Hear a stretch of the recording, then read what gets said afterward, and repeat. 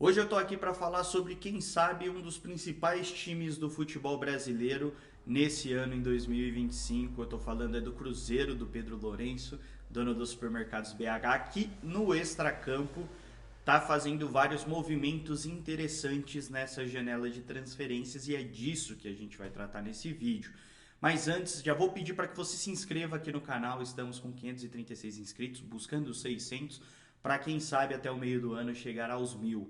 Eu estou cumprindo com a minha meta de criar conteúdo por aqui todos os dias, então peço para que você cumpra com a sua e já se inscreva no canal. Se possível, deixe o seu like e interaja, claro. Comente aqui embaixo o que você acha sobre o vídeo, sobre o outro vídeo que a gente fez, sobre o Paulinho, que foi a contratação mais cara entre uma equipe brasileira e outra, e também sobre a retrospectiva. O campo dos comentários está aberto para você deixar seu comentário. Eu sou Vitor Gianluca, jornalista esportivo, e hoje a gente vai falar sobre o Cruzeiro. Que, cara, eu vou te falar, eu tô animado para ver o que o Cruzeiro tem a oferecer em 2025, porque, vamos lá, o time de 2024 já havia se reforçado muito bem. O Cruzeiro, que passou 3 anos aí na Série B, voltou à Série A com tudo, né? Fez alguns investimentos. É verdade que o Ronaldo, diferente do John Textor, injetava menos dinheiro ali no futebol do Cruzeiro, mas vamos falar que desde a troca Ronaldo para o Pedro Lourenço, né, que é o novo dono do Cruzeiro, você teve a chegada do Caio Jorge, do Lautaro Dias, ótimo atacante do Independiente del Valle, que hoje defende a camisa do Cruzeiro.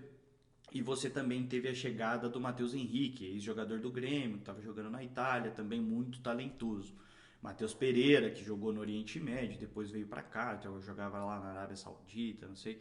Enfim, ótimo meia, camisa 10, muito bom, tem muita qualidade, inclusive possivelmente pode deixar o Cruzeiro nos próximos dias em rumo ao Palmeiras, que contratou também o Paulinho. A gente falou disso no último vídeo, caso você não tenha assistido.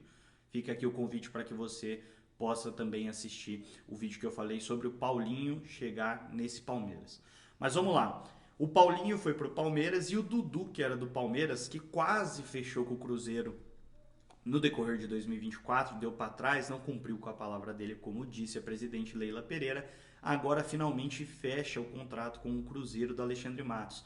O Alexandre Matos estava costurando essa negociação durante um tempo, como disse, no ano passado, e agora em 2025 ela se concretiza. E o Dudu na frente, jogando pelo lado direito do campo, ele vai ter, por exemplo, do outro lado esquerdo, o Yannick Bolasie, que foi um jogador de destaque, a gente pode dizer, no Campeonato Brasileiro, jogou no Criciúma, que é um time de menor pretensão dentro da competição, mas que apesar disso tem passagem pelo futebol inglês, jogou no Crystal Palace. É um jogador também talentoso, de drible, que pisa bastante na área, inclusive naquele 4-2 do Corinthians, onde o Corinthians começa perdendo por 2-0 e vira 4-2 no segundo tempo. Um jogo importante para a caminhada do Corinthians para a Copa Libertadores. O Bolasie foi quem abriu o placar e ampliou para o Criciúma. Então, ele é um jogador, sim, talentoso, experiente, também de drible, assim como o Dudu. E para compor o ataque ainda tem a chegada do Gabigol, um cara que dispensa comentários, né? Para você que, assim como eu, ama futebol e gosta de assistir o futebol brasileiro, o Gabigol divide opiniões. Tem uns que não gostam tanto dele, outros que são apaixonados pela figura do Gabigol. O cara é de fato um grande personagem do futebol brasileiro, e quando se trata de decidir jogos grandes, aí a gente não tem como negar que ele é um dos jogadores importantes. Inclusive decidiu a Copa do Brasil para o Flamengo contra o Atlético Mineiro. O Gabigol fez o gol na final para variar e superou o Zico com gols em finais vestindo a camisa do Flamengo. Então você já tem um trio de ataque aí muito interessante. Vamos relembrar: Dudu, Bolasie e Gabigol. Isso sem contar o Caio Jorge, que chegou no ano passado do futebol italiano. Você tem o Matheus Henrique, que está jogando um pouco mais avançado. Então você tem boas opções, além do Lautaro Dias, que também joga centralizado. Então você pode jogar com Gabigol e Lautaro Dias. Você pode jogar com o Matheus Pereira fazendo a armação, abrir Bolasie, Dudu e Gabigol ou Lautaro Dias. Então você tem várias opções diferentes no ataque do Cruzeiro que podem sim ser muito interessantes. A gente vai começar a ver esse Cruzeiro no Campeonato Mineiro. Além disso, o Cruzeiro trouxe também o Marquinhos, jogador da base do São Paulo, que foi vendido ao Arsenal, voltou ao Fluminense. O Diniz gostava de jogar com ele lá no Fluminense e agora ele pode chegar no Cruzeiro, já está bem encaminhada, inclusive, essa negociação pode chegar aí ser mais um reforço, uma opção para um segundo tempo que também cai pelo lado do campo e tem velocidade. Além disso, o Cruzeiro também fechou com o Rodriguinho, meia, ex-América Mineiro, de apenas 21 anos, marcou 4 gols ao longo de 25 jogos em 2024, sendo aí jogos entre Série B e Campeonato Mineiro, mas também é um jogador jovem que chega para ser uma opção a esse time, inclusive que pode ter mais minutagem já agora no Mineirão. Trouxe também o Christian Roberto do Atlético Paranaense, tem 24 anos, também joga ali no setor de meio campo. E além disso, o Cruzeiro está bem próximo de anunciar o Eduardo, que foi campeão brasileiro, campeão da Libertadores agora com a camisa do Botafogo, fez um bom ano em 2023, um ótimo campeonato brasileiro com aquele Botafogo que quase foi campeão no final da temporada, acabou perdendo o título para o Palmeiras, mas que agora em 2024 ele se machucou, perdeu um pouco de espaço, jogou alguns jogos importantes ali com a camisa do Botafogo, mas perdeu espaço depois que chegaram alguns nomes, né, como o Almada, por exemplo. Então, conforme foram chegando reforços no time do Botafogo, o time foi ficando mais forte. O Eduardo, voltando de lesão, não conseguiu retomar o espaço e o protagonismo que ele tinha no ano anterior. Pode ser mais um reforço. E por que Eduardo está chegando? Primeiro pela experiência. O Diniz deu o aval, ele gosta de jogador como o Eduardo, né? A gente sabe que o Diniz tem um histórico de contratar jogadores experientes, fez isso recentemente lá no Fluminense. E no Botafogo o Eduardo fez 97 jogos, a gente tem aí quase 100 partidas, onde ele marcou 23 gols e deu 12 assistências, com 35 participações em gol, o que para um meia é um número relativamente bom. Lembrando que ele sofreu com lesões e perdeu espaço, ou seja, muitas desses 97 jogos, talvez ele nem fez grande parte dos minutos. Ele entrou também, então se a gente puxar na média ali, ele vai ter o que? Cerca de 60, 70 minutos em cada partida e ainda assim com um número bom em participações em gol. Tem tudo para dar certo aí no Cruzeiro, caso essa negociação de fato se concretize. Além disso, quem saiu no time do Cruzeiro? Aí alguns movimentos. Saiu o Ramiro, que é um jogador bem experiente, não tinha muito espaço, nem protagonismo nessa equipe do Diniz, acabou saindo, está sem clube. O goleiro Rafael Cabral também saiu, e o outro goleiro, o Anderson Paixão, que foi para o Atlético Goianiense. Mas eu fiz aqui uma provável escalação desse time do Cruzeiro e por isso que eu digo que esse time é muito interessante.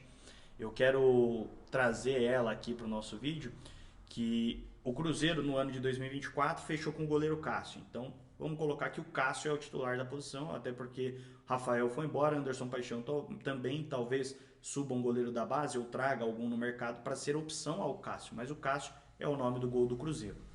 William na lateral direita. O Cruzeiro, para quem não sabe, também está negociando a chegada do Fagner para ser reserva do William, não para ser o titular, é para trazer uma competição ali na posição com um jogador mais experiente que pode ser muito útil. Acredito que o Fagner é até melhor que o William defensivamente, o que daria um acréscimo ao elenco do Cruzeiro, tendo uma opção ofensiva e uma mais defensiva, traria o equilíbrio perfeito, o Diniz poderia escolher conforme o seu adversário. Na zaga, João Marcelo e Lucas Vilauba. Do lado do campo a gente tem o Marlon, que interessa ao Grêmio, interessa a alguns times do futebol brasileiro, mas até então nada certo ou bem encaminhado. Então coloquei o Marlon aqui na lateral esquerda, seguindo esse padrão, Cássio, William, João Marcelo, Vilauba e Marlon. Na linha de 4 lá atrás.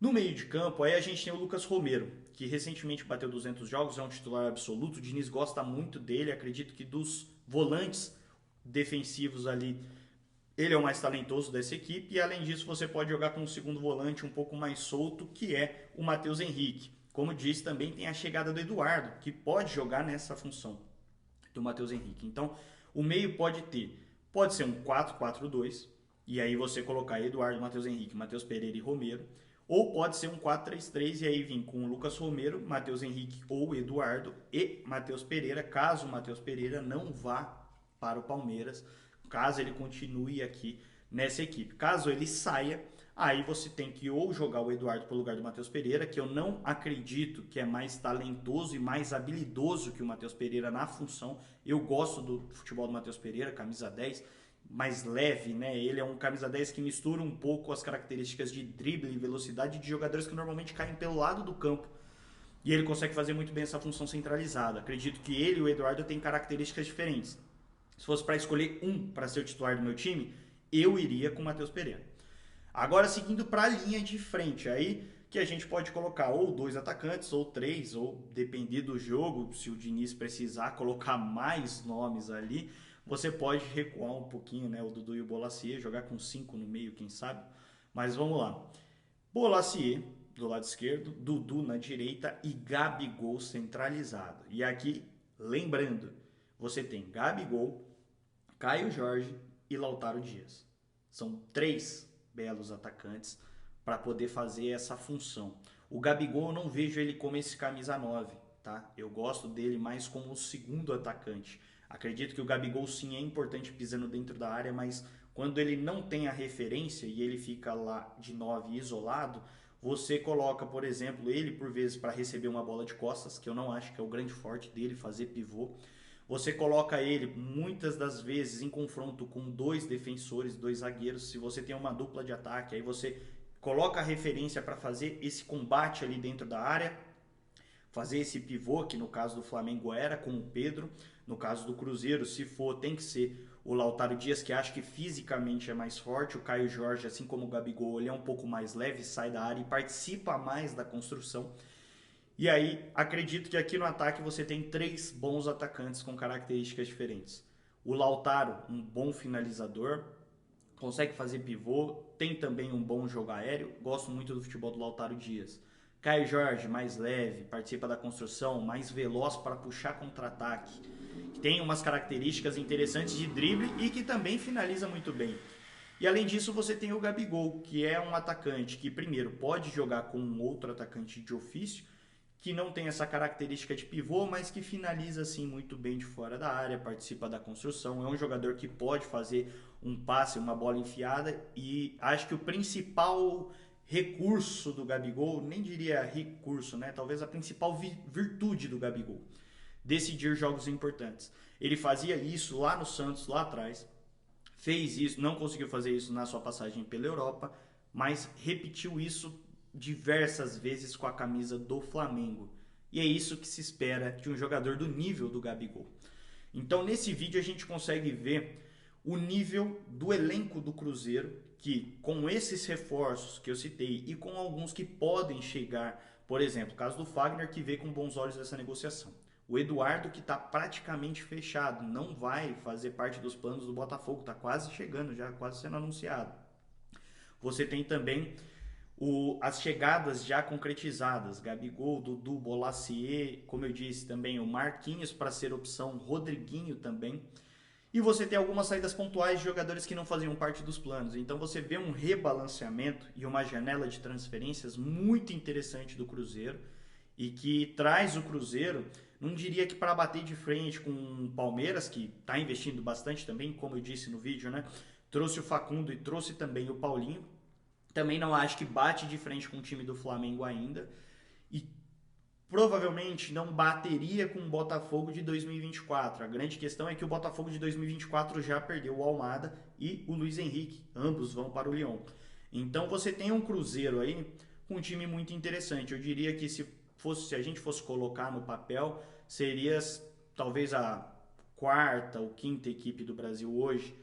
Só que já muito talentosa. Com esses possíveis reforços, o Cruzeiro fica ainda mais forte para a disputa já do Mineirão, que precisa de um bom resultado no Mineirão frente ao seu maior rival, o Atlético Mineiro, que nos últimos anos, por conta do rebaixamento do Cruzeiro, o Cruzeiro teve equipes mais modestas, né? Não conseguiu ser campeão mineiro estadual. E para o Cruzeiro, uma conquista estadual em cima do seu maior rival já seria muito interessante. E além disso, para quem sabe buscar uma vaga na Libertadores de uma forma mais tranquila do que foi no ano de 2024, e para que a gente consiga ver o que o Fernando Diniz consegue tirar desse time. Até porque não acredito que o Fernando Diniz fechou o ano de 2024 no comando do Cruzeiro de uma forma tranquila. Fez um final de ano bem tumultuado, conseguiu passar pela semifinal da Copa Sul-Americana, não conseguiu ser campeão. O Cruzeiro começou o ano com o Seabra, depois fechou com o Diniz, mas em 12 partidas o Diniz basicamente venceu 2.